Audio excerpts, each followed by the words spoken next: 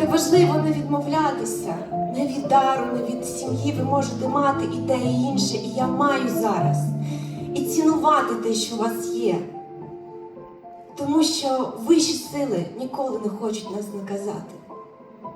Всі ситуації, які з вами були, а ми всі якийсь треш проживаємо в житті, іноді такий, що думаємо, ми не встанемо більше, все, нема сил. Але встаємо, рухаємось далі і якимось чином приходимо до кращого життя свого, до себе. Тому що вищі сили нас направляють так, іноді через біль, тому що ми не розуміємо по-доброму.